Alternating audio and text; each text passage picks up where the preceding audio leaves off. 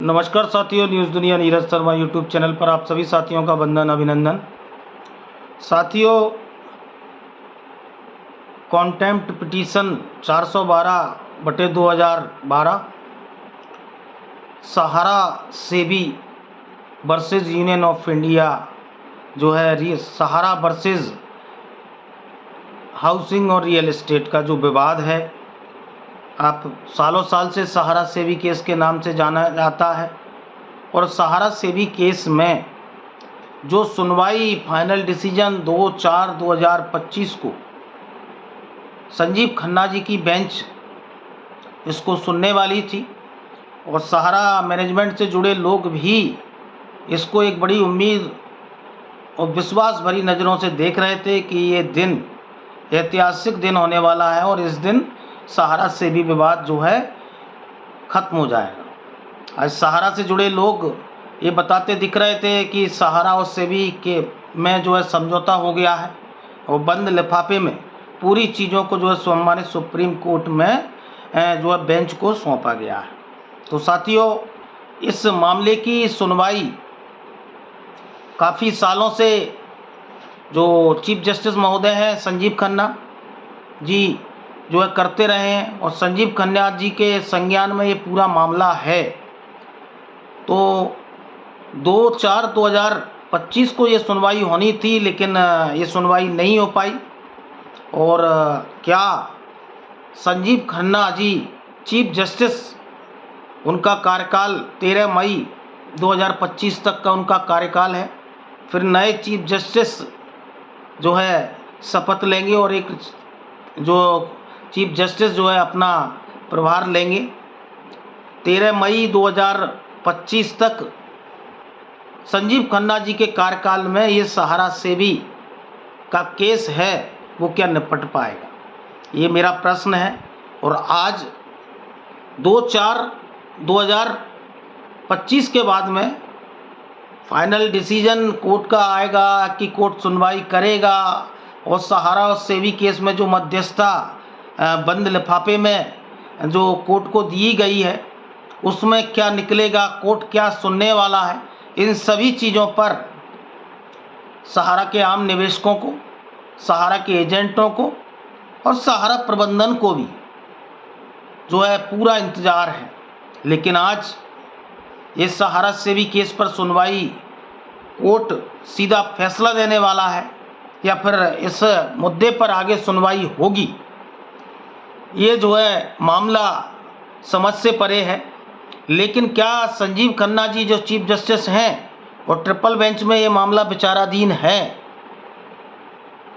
तो क्या संजीव खन्ना जी के 13 मई के कार्यकाल तक इस सहारा सेबी केस का निपटारा हो पाएगा, प्रश्न ये बनता है। क्योंकि विगत काफ़ी सालों से इन्होंने पूरी चीज़ों को देखा है और समझा है, और कब तक ये सहारा सेबी एक त्रासदी के रूप में सहारा के जमाकर्ताओं के लिए आई है। त्रासदी इसलिए कहूँगा कि इस सहारा सेबी केस का नाम लेकर ही सहारा इंडिया सहारा की क्रेडिट सोसाइटियों को सहारा क्यूसॉप का, सहारा कॉमर्शियल का भुगतान नहीं कर रही। ऐसा नहीं है कि जब इन्होंने निवेश लिया तब जमाकर्ताओं से ये कहा गया था कि हमारा सहारा सेबी केस चल रहा है और इसका निपटारा होगा, हम भुगतान तब करेंगे। लेकिन ऐसा नहीं है। सहारा सेबी केस से कोई वास्ता नहीं है क्रेडिट सोसाइटियों को, सहारा सेबी केस से कोई वास्ता नहीं है क्यूसॉप को, कॉमर्शियल को। लेकिन इस सहारा सेबी केस के नाम पर 2012 से और आज 2025 तक सहारा ने बरगलाया है और भुगतान नहीं दे रही, क्योंकि अकेली क्रेडिट कोऑपरेटिव सोसाइटियों के जमाकर्ताओं का क्लेम पोर्टल पर 1 लाख करोड़ के ऊपर पहुंचा है। क्यूसॉप के जमाकर्ता अलग हैं, और इस सहारा सेबी केस में केवल और केवल 25,000 करोड़ रुपए अगर ब्याज सहित राशि की गणना कर ली जाए, जो सहारा का पैसा है वो 25,000 करोड़ है। लेकिन 25,000 करोड़ से कैसे, अगर ये पैसा सहारा को वापसी भी होता है तो कैसे आज 1.5 से 2 लाख करोड़ का भुगतान संभव है। लेकिन आज यही सहारा सेबी केस के नाम पर बरगलाया जा रहा है। तो जो भी हो, कोर्ट और संजीव खन्ना की बेंच, चीफ जस्टिस महोदय संजीव खन्ना जी अपने कार्यकाल अपनी पारी उनकी 13 मई तक है, और 13 मई के बाद वो रिटायर हो रहे हैं। तो 13 मई के फैसला पहले कोई एक बड़ा फैसला करें और सहारा के निवेशकों को पैसे की वापसी की एक उम्मीद बने और इस सहारा से भी केस का जो है अंत हो। हम तो यही चाहते हैं, किसी भी सूरत में सहारा के निवेशकों को भुगतान की वापसी की प्रक्रिया आगे बढ़नी चाहिए और सम्मानित सुप्रीम कोर्ट की बेंच को भी एक मानवीय दृष्टिकोण सहारा के आम जमाकर्ताओं के लिए रखना चाहिए, क्योंकि 12 साल 13 साल से ज़्यादा गुजर गए और सहारा का जमाकर्ता आज इंतज़ार कर रहा है। आज करोड़ों परिवार आज अपना भुगतान की बाट जोड़ रहे हैं। आज लाखों बेटियां शादी का इंतज़ार कर रही हैं।